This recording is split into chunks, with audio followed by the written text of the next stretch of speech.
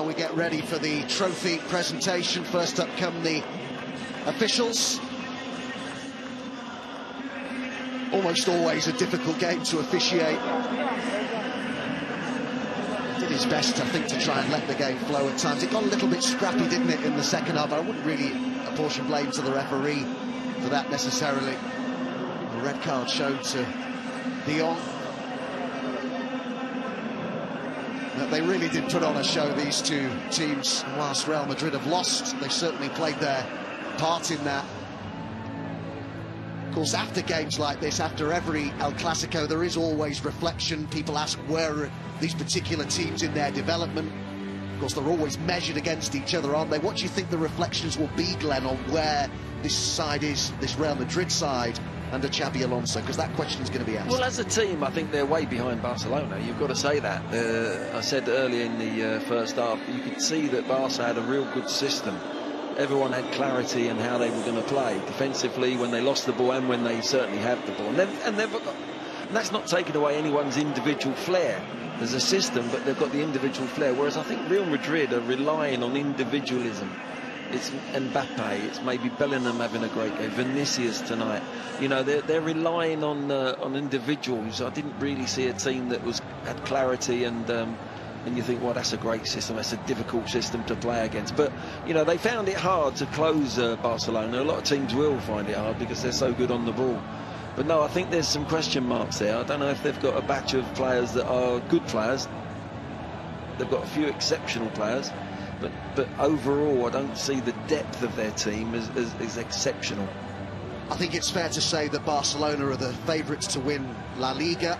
But then obviously everyone, after they fell short to Inter in the Champions League last season, will look at it and say, has this team improved? Has it kicked on from last season when they did fall short in the Champions League? Can they win it this season? They've got to be among the contenders, and a lot will depend on the draw as well. But do you see that this is just a team that's building on last season? Yes, I think so, and I think they've got the full confidence of the coach. I mean, they've won trophy after trophy last year domestically.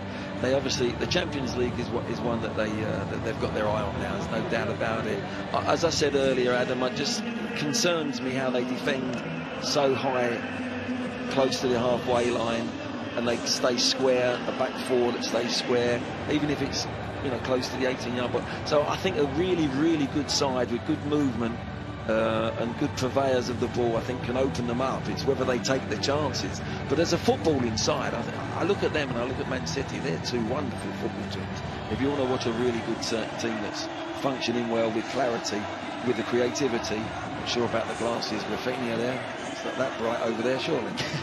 He was just given the MVP award. You can see he's clutching there. Joan Laporta looked pretty emotional there as he hugged Hansi Flick. What a good appointment Flick has been. He certainly has, hasn't he? Of course he has. You've got to, you know, Barcelona or Real Madrid, you've got to bring trophies in, and he's certainly done that. But I like the way that they're playing. I mean, they're a football side. They've got wonderful players, but they've got a team structure about them, and they've got that swagger now, and they've got bench changes. They've got players that can come on from the bench, and actually the 9 out of 10 performance that they were reaching, certainly in the first half, it's not going to dip down very much from there. So they're going to be contenders for the Champions League, there's no doubt about it. It depends domestically if they can wrap up. They've wrapped up this trophy.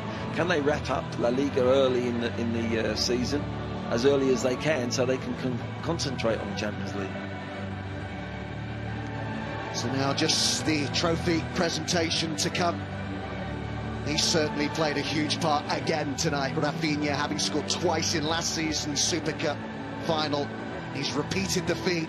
They, as a team, have repeated the feat. This is a really impressive group of players, led by a fantastic coach. They hold every single domestic honour in Spanish football, and as Glenn says, the target now for the club clearly will be the Champions League. That's the big one that they really want. Hard for the Real Madrid president there, Florentino Perez, to watch on as the Barcelona players are given their medals. Araujo returning from injury tonight and now ushered over towards the trophy. This is what it's all been about. The Spanish Super Cup to be presented to them now. Not since 2011 had a team retain this trophy, but Barcelona have done it tonight. They are the 2026 Spanish Super Cup winners.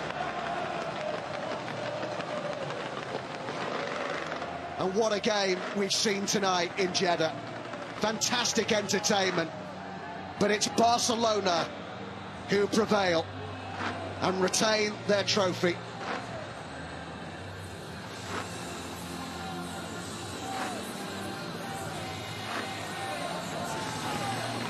So Barcelona the winners here.